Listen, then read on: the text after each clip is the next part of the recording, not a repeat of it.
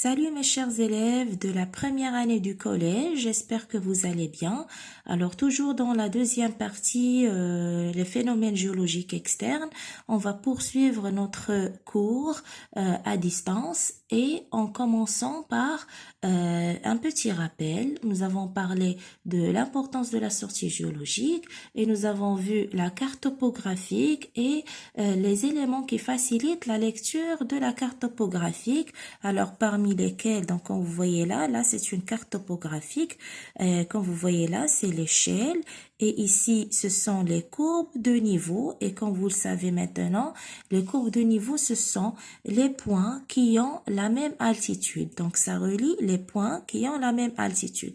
Alors aujourd'hui on va voir comment réaliser un profil topographique. Alors, pour construire une courbe topographique, il suffit de suivre les consignes suivantes et vous allez voir que c'est facile. Alors, de quoi on a besoin tout d'abord? Donc, on a besoin d'une carte topographique et on a besoin aussi d'un papier millimétré. On va placer le papier millimétré, c'est-à-dire le bord de ce papier millimétré sur le trait de coupe.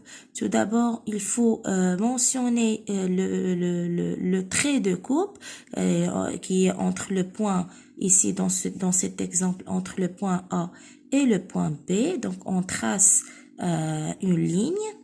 Et on place le papier millimétré sur la ligne qui est tracée ici entre A et B. Et dans le papier millimétré, on trace deux axes, un axe vertical et un axe horizontal. Alors sur l'axe vertical, on écrit les altitudes, commençant bien sûr par l'altitude la plus basse. Et on choisit l'échelle, alors une échelle qui est facile.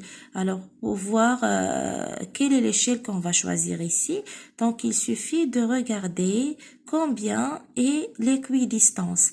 Alors dans ce cas-là, l'équidistance, comme vous voyez, donc là on commence par 60, 70, 80, 90, donc à chaque fois on rajoute 10. Ça veut dire que l'équidistance est de 10. On va faire la même chose ici et on va placer ces chiffres-là de la même façon en allant de l'altitude la plus basse jusqu'à l'altitude la plus haute. Et puis après, on va projeter les points ou bien ces altitudes-là sur le papier millimétré en respectant l'échelle verticale. Ça veut dire là. Par exemple, A, ça correspond à 60, donc 60, il est là. 70, donc il est là, donc on fait un point. 80, 90, alors il est là. Et ainsi de suite, jusqu'à ce qu'on termine toutes les altitudes que nous avons mentionnées ici. Et à la fin, on raccorde à la main les points entre eux afin d'obtenir le profil topographique. Et voilà, donc comme vous voyez, c'est facile. Il suffit de suivre ces consignes et vous allez faire la même chose. Vous avez ce profil topographique dans le fascicule. Il suffit de suivre cette méthode-là et vous allez tracer cette courbe. Après, dans vos fascicules, mes chers élèves, on vous a demandé d'orienter le point E par rapport au point C.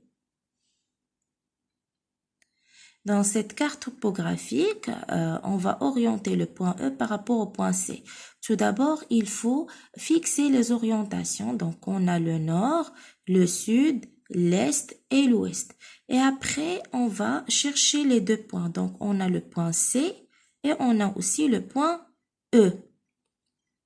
Alors, le point E, comme vous voyez, mes chers élèves, il existe au sud, sud-est du point C. Alors, il existe au niveau du sud, sud-est par rapport au point C.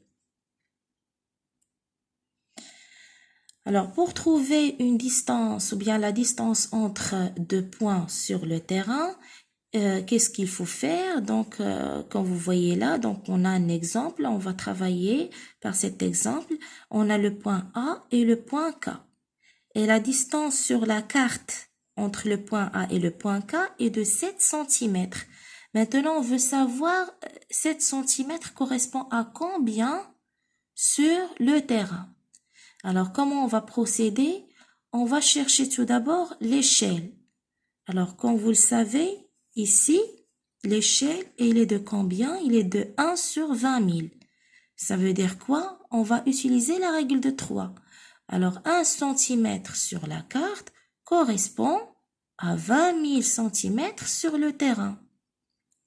Là, la question, c'est 7 cm sur la carte que vous avez ici entre le point A et K correspond à combien sur le terrain? Alors, on va utiliser la règle de 3 en multipliant 7 par 20 000. Ça va donner 140 000 cm sur le terrain. Alors maintenant, c'est à vous. Il faut réaliser le profil topographique entre le point A et le point K en utilisant le papier millimétré. Bien sûr, il faut suivre les étapes que nous avons expliquées tout à l'heure. Vous allez voir que c'est facile. Je vous souhaite bon courage, mes chers élèves, et merci de votre attention.